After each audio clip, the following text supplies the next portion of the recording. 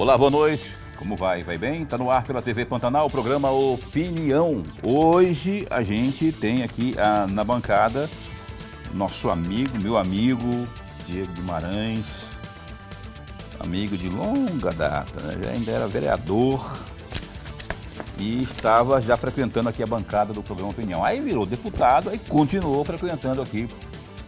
Está aqui ao nosso convite o deputado estadual Diego Guimarães, Republicanos. Vamos fazer aqui um balanço do trabalho dele nesse ano de 2024, né? E falar muita coisa sobre a Assembleia Legislativa, enfim. Diego Guimarães conosco aqui, também conhecido como pai da Maria Luísa e pai do Vicente, e esposo da Gloriosa, que eu esqueci o nome. Gesiane. Eu posso esquecer, ele não. Se esquecer, não entra em casa. Lorenberg, boa noite. Boa noite, Paulo Coelho. Um grande abraço, mas um grande abraço mesmo a todos os nossos telespectadores, a razão maior do nosso programa. Grande verdade, você que é a razão maior do nosso programa, obrigado pelo carinho da sua companhia aqui conosco, sempre, não é? Muito bom ter você aqui conosco a cada dia, de segunda a sexta, e estamos entrando no 5º ano do programa. Daqui a pouco a gente faz 5 anos aqui todas as noites com maior satisfação e orgulho. Eu queria abrir o programa, eu quero pegar uma opinião aqui do deputado Diego Guimarães. Eu não sei se tem no ponto aí um vídeo, tem, Boca, só me fala. O Boca está grilado hoje, que a cabeça do Boca está desse tamanho assim, ó. O Botafogo levou até encostar. Será que é o nome do time da Tchutchuca? É alguma coisa assim. Mas enfim, daqui a pouco a gente então exibe, não está no ponto o vídeo. E eu gostaria muito de que o Diego comentasse sobre a questão das câmeras, nas fardas dos policiais, não é? Divide opiniões, sempre divide opiniões esse assunto aqui. Daqui a pouquinho a gente exibe um vídeo que tem o governador falando a respeito, e temos exemplos aí de São Paulo, onde o Tarcísio que é do Republicanos, né? Era Republicanos, né? Era contra, agora já está a favor. É assim que as coisas funcionam. Diego Guimarães, bom tê-lo aqui, obrigado por aceitar nosso convite. Me fala como foi esse 2024 aí, que teve o lance lá, que uma propositura sua dos garrafões, não teve? Teve alguma coisa assim? Correto. E como é que ficou isso aí? Eu queria começar por isso, porque eu vinha pensando hoje, meio-dia, quando eu pedi água, eu estava pensando nisso. O Diego tem um projeto nisso. Como é que está isso aí? O que virou? Boa noite. Boa noite, Paulo Coelho, professor Lorenberg. Obrigado mais uma vez pela oportunidade. É sempre muito bom estar aqui com vocês. Primeiro, pela companhia de vocês, pelo conteúdo do programa e também pelo tempo que a gente tem aqui para poder falar com a população, prestar conta sobre o nosso mandato, sobre o trabalho que a gente vem fazendo na Assembleia Legislativa. Foi um ano de muito trabalho. 2024 foi um ano de grandes realizações e de muitos resultados também. Em todos os aspectos, tanto parlamentar quanto político, a gente está muito feliz, muito satisfeito. Um dos trabalhos que a gente fez e que também apresentamos resultado à população mato-grossense, muito embora não tenha se tornado lei, foi a lei que tornaria universal os garrafões de 20 litros de água. Era uma briga que existia entre as empresas de água do nosso estado. Nós aprovamos a lei na Assembleia Legislativa, infelizmente o governador vetou e ao final a Assembleia Legislativa manteve o veto do governador. Você fala, Diego, como que você teve uma vitória, sendo que um projeto de lei de tamanha importância, que tornaria todos os garrafões universais para não ter esse rótulo de garrafão exclusivo, como algumas empresas de água colocaram no mercado, tentando aí, a meu ver, acorrentar o seu consumidor à sua marca. Como que você teve uma vitória nesse caso? Esse caso foi acompanhado também pelo Ministério Público do Consumidor. E diante da nossa propositura, as empresas entraram em um acordo, houve um acordo entre as empresas para que elas pudessem fazer a devolução dos garrafões, não obrigando mais o consumidor a ficar nessa vinculação. Então, permitindo que a pessoa que comprou uma água, me permita falar as marcas, da Lebrinha, por exemplo, que tem um garrafão exclusivo, ou a Puríssima, que tem um exclusivo, ele pudesse, ao pedir uma água da empresa Excelência, ele pudesse entregar o garrafão da Puríssima e receber o da Excelência. Ou vice-versa. Correto. O que estava acontecendo antes era que se você comprasse da marca A, você, a partir daquele momento, como dono do garrafão, você era obrigado a só comprar a água da marca A, tornando ali um verdadeiro, eu repito esse termo, eu acho um acorrentamento, uma prisão para o cliente de uma determinada marca, já que duas marcas no estado dominam 60% do comércio e com a política deles de representatividade dentro das distribuidoras de água, em pouco tempo eles teriam todo o mercado de água do estado de Mato Grosso. Então, muito embora a gente não tenha conseguido aprovar a lei, que eu acredito que era extremamente salutar e constitucional a matéria, o governador vetou e a Assembleia manteve o veto, mas o Ministério Público, junto conosco, nesse acompanhamento que nós fizemos da matéria, a gente conseguiu essa vitória para o consumidor do estado de Mato Grosso. Então, é muito semelhante à questão da garrafa de cerveja retornável, né? O casco. Tem aquela padrão, você pode, com aquele casco, você comprar qualquer marca de cerveja. E aquelas que têm exclusiva, elas são descartáveis. Se é retornável, há necessidade de que seja universal, de que ele possa ser compatibilizado, utilizado por todas as empresas. Então, foi uma pauta importante que a gente tratou, tocando no direito do consumidor, e que, muito embora não tenha aprovado a lei, a gente logrou êxito em resolver o problema. Mas não chegou a derrubar o veto lá na Assembleia? Não, os deputados, infelizmente, os deputados mantiveram o veto, né? Foi uma votação bem apertada, mas nós perdemos essa. Foi aquela derrota com gostinho de vitória, não tem problema nenhum. O importante era resolver o problema. O importante é que resolveu depois por meio do diálogo, né? Isso foi importante. Exatamente. Aí. Lorenberg, antes que você pergunte, eu vou ali dar um pulinho, porque estão dizendo aqui que o Dr. Leo está ligando, mandando de intervalo comercial. Se você não aceitar a minha proposta aqui, eu vou falar para o Dorileu, aí a gente segue aqui, aí depois você se vira com ele. O Lorenberg não vai pagar para ver. Então vamos para o intervalo comercial, 1 minuto. Né? Ah, rapaz, o Boca, que está com a cabeça inchada, não esqueceu de falar para mim aqui que tem o Viva Seu Bairro chegando aí. Aí que o Dorileu vai ficar bravo, é comigo, não é com o pessoal lá não, porque o projeto Viva Seu Bairro, rapaz, olha só, vai acontecer, Lorenberg, agora, dia 15, lá na Praça Cultural do Pedra 90, a partir das 4 da tarde. Aí tem com o serviço aí de saúde, jurídico, educativo, cidadania, beleza, bem-estar, enfim, olha, tudo de graça e por ordem de chegada, lá no Pedra 90, não vai esquecer.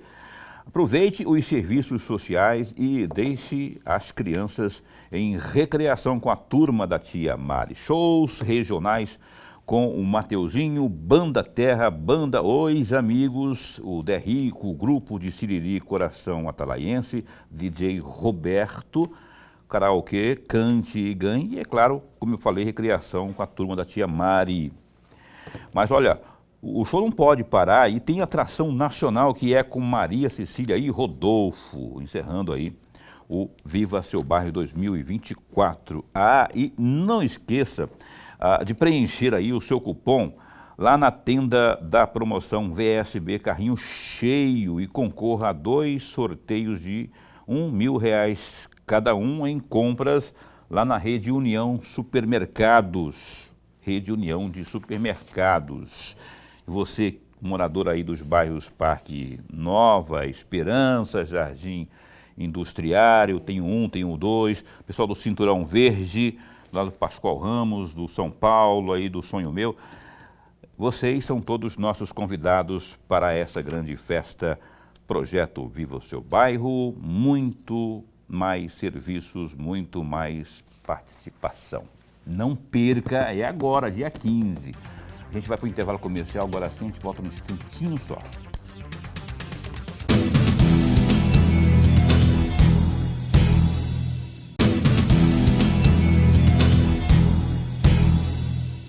Estamos de volta aqui com o programa Opinião ao vivo na sua TV Pantanal. Ô Boca, vê se está num ponto aí que eu vou ler aqui o GD, Gazeta Digital, para aí na sequência chamar o vídeo, que é o mesmo assunto aí. O projeto de lei que prevê a instalação de câmeras em fardas policiais, esse projeto então reacendeu um debate antigo entre deputados nos corredores da Assembleia Legislativa de Mato Grosso, nesta quarta-feira, dia 11. O texto é do deputado Wilson Santos, do PSD, e enfrenta a resistência aí de alguns parlamentares e do próprio governo do estado.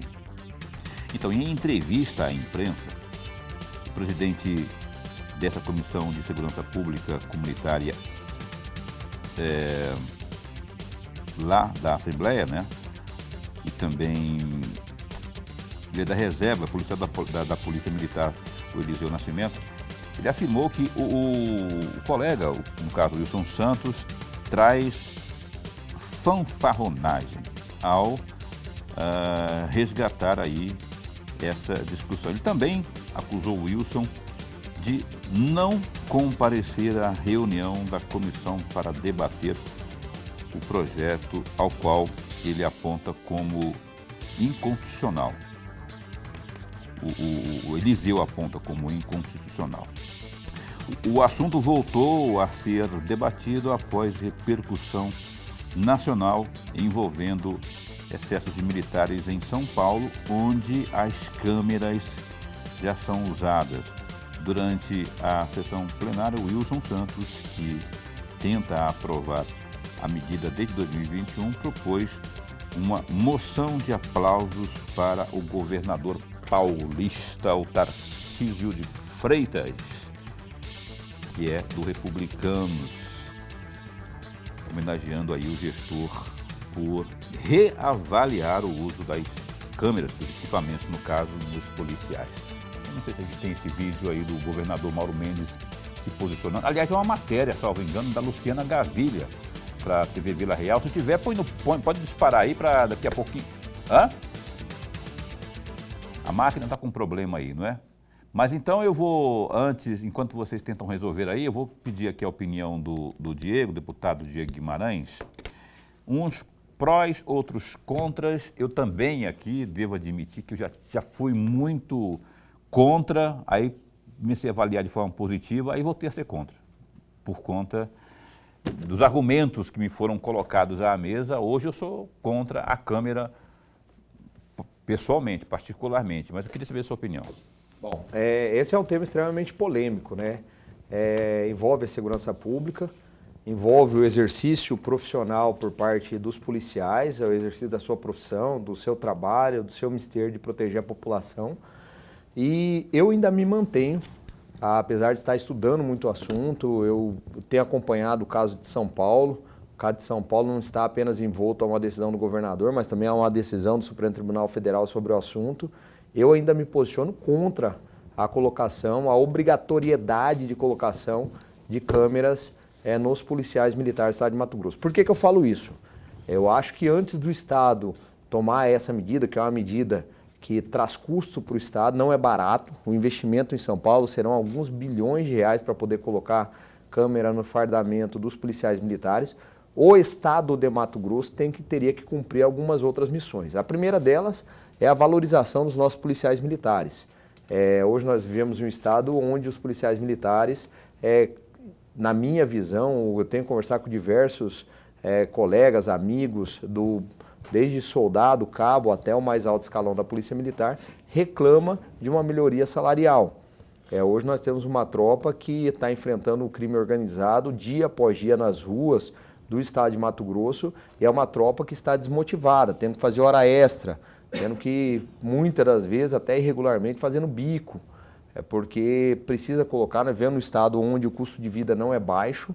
Muitas das cidades do Estado de Mato Grosso, policiais não querem morar, porque o aluguel consome metade dos seus rendimentos, do seu soldo, e a gente vê por parte do poder público estadual, um poder público que tem hoje recursos. Hoje o Estado de Mato Grosso tem caixa para isso, é uma discussão que precisa ser ampliada, e o governador, de maneira responsável, analisando a responsabilidade fiscal que precisa ter para com as contas públicas, eu acredito que precisa estudar essa melhoria salarial, equiparando, quem sabe aí, os policiais militares, as carreiras com a Polícia Civil do Estado de Mato Grosso, que também é a Polícia Investigativa, é a Polícia Judiciária, que também merece a sua valorização e hoje já alcançou grandes avanços no seu ganho salarial. O segundo ponto é o Estado cumprir o seu papel também de fiscalização, cuidado e vigilância dos presídios. Nós vamos vigiar nossos policiais na sua atividade correta, eles estão no dia a dia, próximo à população, mas primeiramente o Estado tem que cumprir sua missão. Nós vimos na semana passada que foram feitas algumas operações dentro dos presídios e ainda celulares que funcionam dentro de presídios. Isso é um absurdo. Hoje a gente fez a CPI da telefonia, a gente percebe que o cidadão de bem andando na rua não consegue que o celular dele funcione. E dentro dos presídios os celulares estão funcionando. Então acho que é uma discussão que precisa ser amadurecida. Como eu disse, hoje minha posição é contra a colocação de câmeras no fardamento dos policiais. mas também, num futuro próximo, cumprido algumas metas e também analisando dados, eu não teria nenhum problema em, tal qual o Tarcísio de Freitas fez, governador de São Paulo, de mudar a minha opinião. Mas nesse momento, eu ainda acredito que para o estado de Mato Grosso nós precisamos avançar algumas outras situações na política de enfrentamento ao crime e valorização dos policiais militares do estado de Mato Grosso, para depois sim, bombeiros também, todas as forças militares, para depois sim a gente pensar em um investimento de colocação de câmeras em policiais militares aqui no nosso estado. Eu não vou conseguir exibir o vídeo do Mauro Mendes, não do governador, mas é assim, é isso. Em síntese, ele é contra e está decidido, não é? Talvez o Tarcísio também esteve num momento aí, não muito distante aí, um passado não muito distante, contra. Aí mudou, mas pelo que eu senti do Mauro Mendes, não vai ter acordo de aceitar essas câmeras aí, essa prática aí. Eu tenho essa opinião hoje também, né? E elas estão bem robustas, os argumentos nos quais eu me baseei. Mas assim, né? É só... E a tropa, eu ouço muito a tropa. Vem aqui de coronel, praça, a gente conversa, graças a Deus, a gente tem uma boa relação. E é quase que unânime, ninguém concorda com câmera aí. Mas tem gente, no judiciário, por exemplo, nosso aqui, tem gente que é a favor, não é? Dessa câmera na farda. Enfim, a gente respeita, seja ela qual for, essa opinião. Professor. Deputado, eu vou fazer duas perguntas sobre o mesmo tema. Vou pegar carona no mesmo tema, até porque é um tema que deveria ser muito discutido, mas Mato Grosso parece que está alheio à discussão. Você vê discussão em quase todos os estados, menos em dois. No estado de Goiás e o estado de Mato Grosso. São os únicos dois estados que não há uma discussão necessária e importante a respeito disso. Mas eu farei duas perguntas. A primeira delas, eu gostaria muito de uma reflexão do senhor. A Assembleia Legislativa tem pecado? É uma pergunta, não é uma afirmação.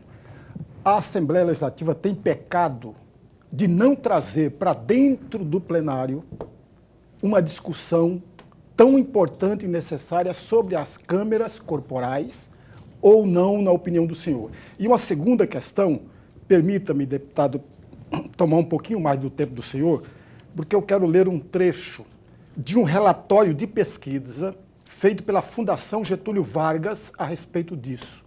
Aliás, eu tenho lido estudos de estudiosos e não de agente da segurança pública, estudiosos, tanto na área da sociologia, da antropologia, da história, estudiosos de segurança pública, e eles todos têm dito, com todas as letras, favoráveis às câmeras corporais.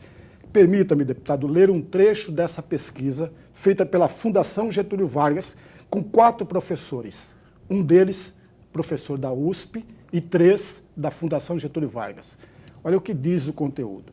Entre aspas, as câmeras têm potencial para melhorar as interações entre policiais e cidadãos. As gravações das ações policiais podem aprimorar o treinamento e o cumprimento dos protocolos policiais. Seu uso contribui com a segurança do policial. Contribui para aprimorar o sistema de segurança pública e justiça ao produzir evidências que contribuem para tornar as decisões judiciais mais céleres e precisas. Fecham aspas. Eu estou diante de um profissional da área do direito extraordinário e de um parlamentar que mais produz dentro da Assembleia Legislativa, ou um dos que mais produzem. Gostaria de um comentário, de ouvir um comentário do senhor a respeito desse trecho, que não foi feito por mim, é de um grupo de pesquisadores da Fundação Getúlio Vargas. Professor Lorenberg, obrigado pela colocação, e eu não discordo. Qualquer profissão, se vigiada, os cuidados com o protocolo serão maiores. Médico, se for operar uma pessoa e tiver uma câmera filmando, ele vai observar todos os protocolos rigorosamente. O senhor, enquanto professor, se dentro de uma sala de aula, logicamente, o senhor é um exemplo como professor, se tiver uma câmera dentro de uma sala de aula, trará não só no cumprimento da metodologia de ensino, mas também na postura, um comportamento mais assertivo e cuidadoso na execução da sua profissão. Eu, como advogado, dentro do meu escritório, não seria diferente, tal qual acontece hoje também dentro dos condomínios, onde câmeras de vigilância acabam que policiam e acabam cuidando do comportamento pessoal de cada pessoa, ainda mais porque ela sabe que está sob vigilância. A questão que eu coloco aqui é a questão de prioridade na execução, na execução orçamentária. Hoje, o que se coloca, pelo menos pelo deputado Wilson Santos, é mais um cenário de desconfiança por parte das forças policiais e colocando a atuação dos policiais como se fosse uma regra o descumprimento dos protocolos de exercício profissional dos policiais militares, o que, se acontece, é a grande minoria, é a pequena minoria, porque a grande maioria dos policiais do estado de Mato Grosso seguem rigorosamente suas funções dentro daquilo que é previsto. Então, quando eu falo da questão de prioridade orçamentária, nós precisamos hoje de inteligência para combater o crime organizado no estado de Mato Grosso, isso demanda muito investimento, para combater o crime organizado, por exemplo, que aconteceu recentemente na região oeste com o assassinato de 2 irmãs, porque simplesmente fizeram um sinal num post em redes sociais, onde bandidos, malfeitores, pessoas que não têm nenhum amor ao próximo, mataram 2 jovens, ceifaram as vidas, inclusive uma era candidata a vereadora à época, e hoje o Estado tem investido nessa inteligência. O programa Vigia Mais é um deles, que instalou câmeras em todos os municípios, disponibilizou câmeras de vigilância em todos os municípios do estado de Mato Grosso, diminuindo o número de roubos de veículos, diminuindo também a criminalidade, aumentando a assertividade nas investigações. Então eu coloco apenas então somente como o que é prioridade hoje para o nosso estado. Vigiar a atuação dos policiais ou investir, por exemplo, em inteligência dentro da polícia militar, da polícia civil, para que ela seja mais assertiva no combate ao crime organizado, ao tráfico de drogas, a lavagem de dinheiro, que hoje a gente sabe que o crime organizado está extremamente aparelhado para poder funcionar e crescer. Fala-se, foi dito no dia do lançamento do programa Tolerância Zero ao crime organizado, fala-se em quase 30 mil pessoas no estado de Mato Grosso que hoje são filiados às facções criminosas dentro do nosso estado. Penso eu, enquanto parlamentar, como nós estivemos discutindo no dia de ontem, que algumas prioridades nosso estado tem antes de colocar câmeras em policiais. Por exemplo, ontem nós discutimos o repasse de orçamento aos municípios para a construção de creches. Então, acredito eu que é um tema assim relevante, a preocupação é salutar. Obviamente que qualquer pessoa que está sendo vigiada durante a atividade profissional, ela vai ser ainda mais vigilante naquilo que ela fizer, mas eu confio neste momento que o momento do estado de Mato Grosso é melhor investir em outras áreas e confiar na formação dos nossos policiais, na vigilância daqueles que são seus superiores hierárquicos e também na falha desses policiais, confiar também nas suas corregedorias e na justiça para que eles sejam apenados e punidos se for necessário, e inclusive tirados da rua se assim não couber mais, que eles percam as suas fardas. Então, a minha posição ainda no momento é de que, muito embora a gente saiba que a polidez no tratamento, no cumprimento dos seus protocolos é maior, mas eu penso na questão da priorização da execução orçamentária do nosso Estado, na medida em que imagino que não é a prioridade nesse momento colocar câmera em farda, gastando dinheiro público com isso. A gente tem que investir em mais estrutura para os nossos policiais, mais inteligência, capacitação e também melhor remuneração para depois sim pensarmos em colocar câmeras nos nossos policiais. Ok, eu falei com ele hoje, o deputado Wilson Santos, convidei para vir aqui também para a gente falar sobre isso aí, ficamos de organizar para a próxima semana, aproveitar que ele falou aqui das creches, eu falei também hoje com o conselheiro Antônio Joaquim, também eu convidei, semana que vem vai estar conosco aqui falando dessa questão das creches. O governador Mauro Mendes também, no Zap, conversei pelo Zap, o convidei, está organizando uma agenda para ainda este ano estar conosco aqui, fazendo um balanção do ano, vamos falar sobre a questão das câmeras também e outras coisas mais, não é? E para encerrar, essa questão das câmeras, o Ronaldo Caiado, governador do estado de Goiás, disse que não colocou e não vai colocar câmeras nos policiais e hoje tem a gestão dele 80%, a questão da segurança principalmente 80% de aprovação da população, sem mexer, e um dos estados mais seguros hoje é o estado de Goiás, está enfrentando um negócio na chincha, o Ronaldão Caiado. A gente volta num instante só.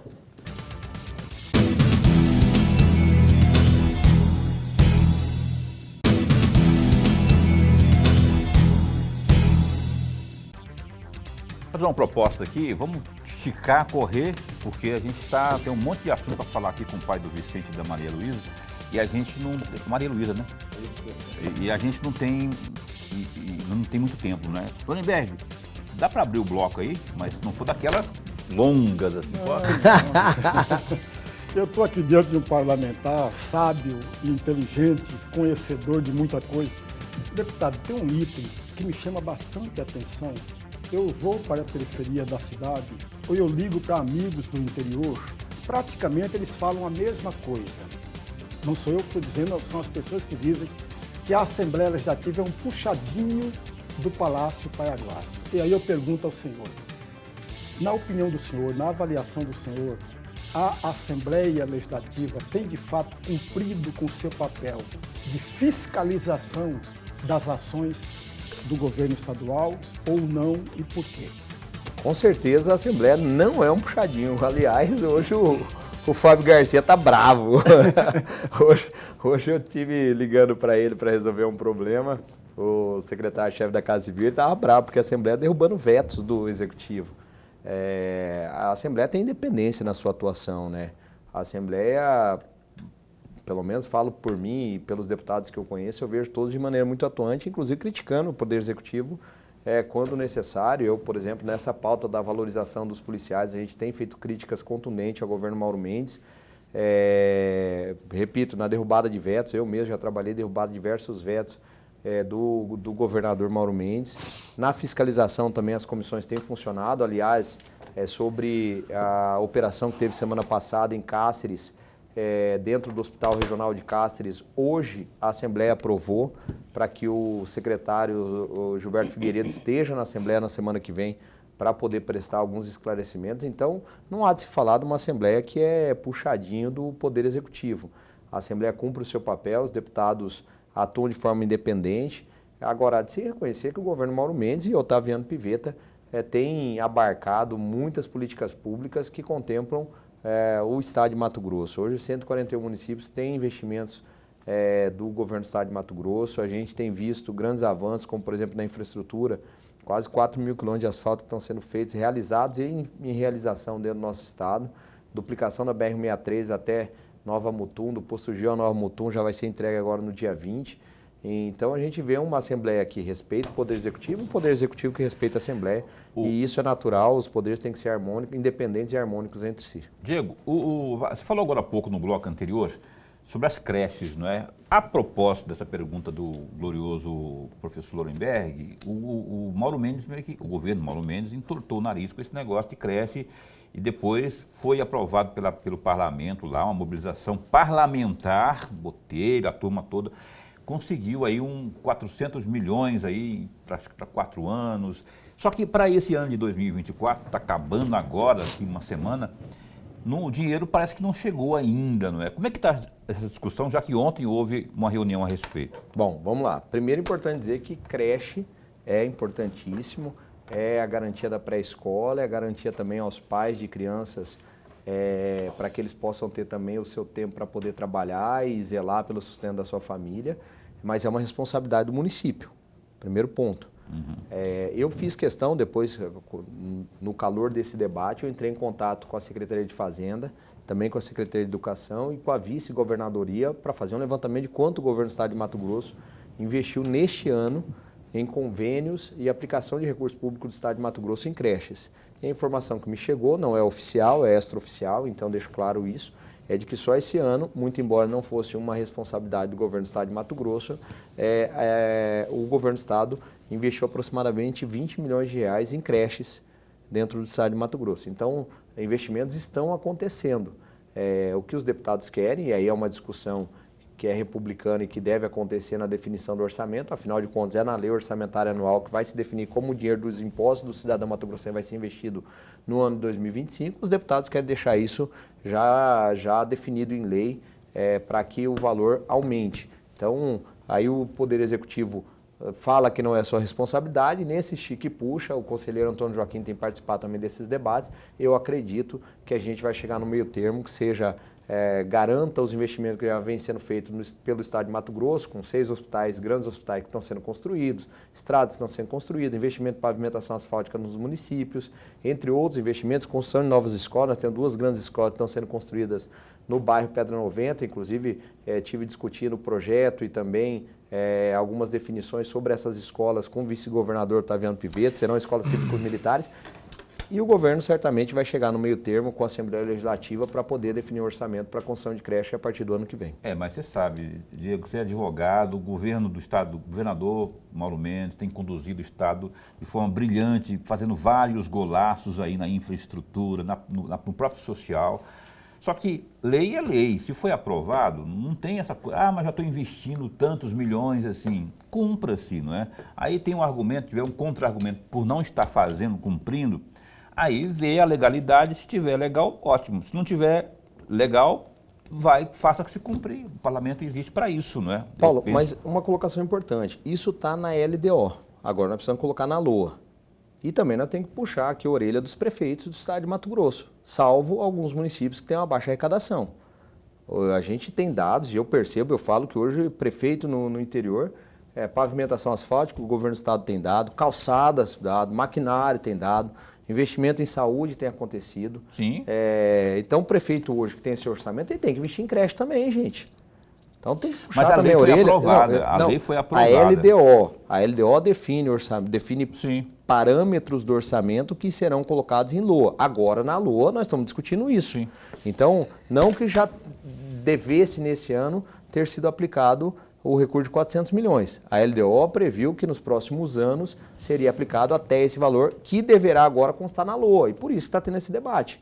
Okay. Então, e repito, não é uma responsabilidade do governo do Estado. Não é. Assim como o ensino superior tem as universidades federais, o governo do Estado é responsável pelos anos finais, o governo municipal pelos anos iniciais, pela pré-escola. Então, os prefeitos também precisam ser chamados à responsabilidade. Por exemplo, Cuiabá muito pouco avançou nesse sentido nos últimos anos. Então, os prefeitos precisam olhar por essa pauta e colocar recursos para poder construir novas creches. Antes que me chamem de ignorante, eu sei exatamente que não é incumbência do Estado e dos municípios, mas devido ao alcance social ser enorme, com certeza. O governador, que tem uma gestão muito transparente, muito às claras, não é? Austera, inclusive, tem feito uma organização financeira ao ponto de poder ali, no excesso de arrecadação talvez, não sei, fazer com que sobre ali um recurso para fazer cumprir essa lei aí. Paulo, só para finalizar, eu acredito que vai chegar no meio termo, tá? A Assembleia, junto com o governo, essa conversa está bem avançada, não tivemos uma reunião muito importante sobre isso, para que o Estado possa também colaborar com alguns municípios, especialmente aqueles que não têm capacidade financeira para poder construir novas creches. Eu acredito muito nisso. E é um desejo que a gente tem, com certeza. Professor. Deputado, o senhor é um parlamentar que sempre produz dentro da Assembleia Legislativa. E aí é mais uma provocação, e provocação sempre no bom sentido. Você está falando várias vezes que ele produz muito. Ele produz muito mesmo? Acho produz, porque eu costumeiramente vasculho. Ele não costuma elogiar, ele já falou a segunda vez que ele fala que o Diego produz muito aí. Já está repetindo, é porque produz muito mesmo. Produz sim. Ele sabe que produz. Aí, voltando à questão, deputado, tem um projeto de lei, é uma pergunta, não é uma afirmação, tem um projeto de lei que o senhor falou assim, olha, eu apresentei esse projeto precisa ser aprovado da sua relevância e da sua importância.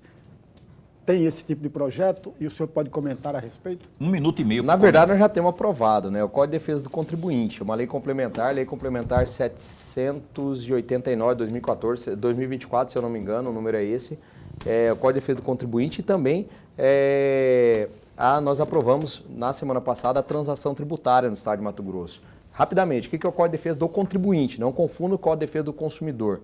É estabelecendo direitos, garantias, tanto para o pagador de impostos, contribuinte é um termo agradável que se usa para poder falar de você, pagador de impostos, na sua relação com o Estado. Equilibrando essa relação, professor, que é uma relação tanto quanto desigual. O Estado, fortão, com seus auditores, com a sua Cefaz, com inteligência artificial, impelindo cada dia mais cobrança de impostos contra você, que no momento, inclusive de uma defesa administrativa, você vive num cenário de desigualdade com a Cefaz. Então nós criamos o Código de Defesa do Contribuinte, uma lei inovadora no nosso estado, inovadora no Brasil, que traz esse equilíbrio de forças entre o fisco e o contribuinte, tal qual foi o Código de Defesa do Consumidor na relação entre o fornecedor, o vendedor e o consumidor. Então, uma lei importante. E também nós aprovamos na semana passada, em segunda votação, agora foi para a sanção do governador, a autorização, a lei que cria a transação tributária no estado de Mato Grosso, um novo instrumento, uma política tributária nova no Brasil, salvo me engano, São Paulo, Rio Grande do Sul, inclusive a União já está trabalhando com a transação tributária, possibilitando aqueles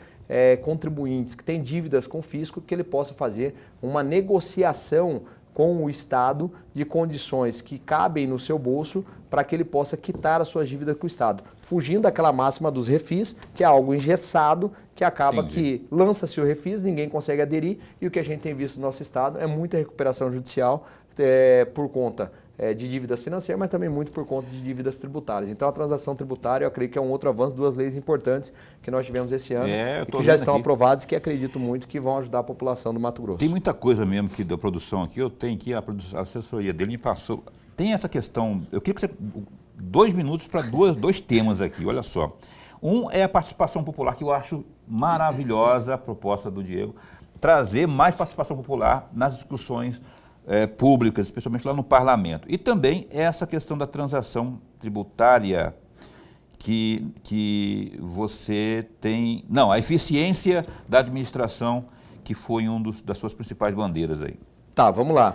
Participação popular é uma PEC, né? Um projeto de emenda constitucional que a gente propôs, normatizando na nossa Constituição a participação popular na iniciativa de projeto de leis.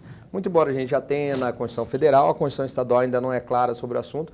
Inclusive, a gente busca instrumentos digitais para que isso aconteça. Porque hoje, para se propor um projeto de lei, precisa de ainda abaixo-assinados. Eu acredito que a Assembleia Legislativa ou até mesmo o TRE, quando estive com o vereador, eu apresentei uma lei semelhante e o TRE do Mato Grosso admitiu essa nossa lei, depois criando um aplicativo. A gente precisa que a população participe, porque você precisa entender que você também pode, aí da sua casa, quem sabe, propor um projeto de lei, a população ser signatária desse projeto de lei e se tornar uma lei no futuro no estado de Mato Grosso. Costumo dizer, Lorenberg, que as melhores leis que eu produzi até hoje, essas duas que eu te citei aqui, a da transação tributária e o Código de Defesa do Contribuinte, não surgiu da minha cabeça. Surgiu de demandas aleatórias de pessoas que me procuraram e narraram seus problemas e falaram da necessidade de solução. E na busca de solução a gente acabou produzindo textos legislativos que foram aprovados e hoje são leis vigentes. Um já lei vigente, outro aguardando sanção.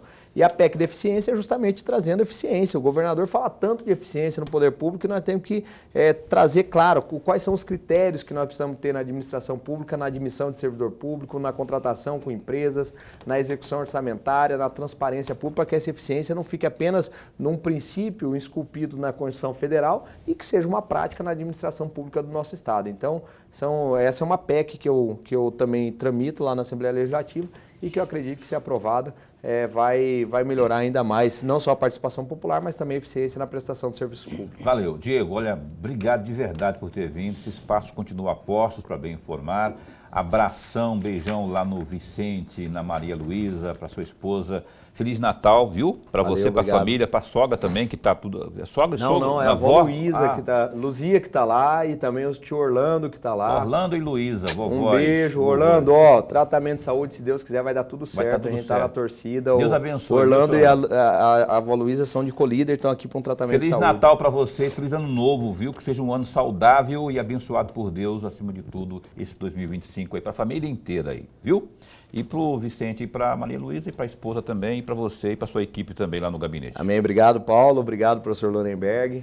A todos os mato-grossenses, um Feliz Natal e um próspero 2025. Obrigado, Vinícius, que deu uma força para nós aqui, mandou um abraço fraterno aqui, solidário para o Glaucio, que perdeu a mamãe recentemente aí, está em São Paulo, inclusive. Mandei um abraço para ele hoje, viu?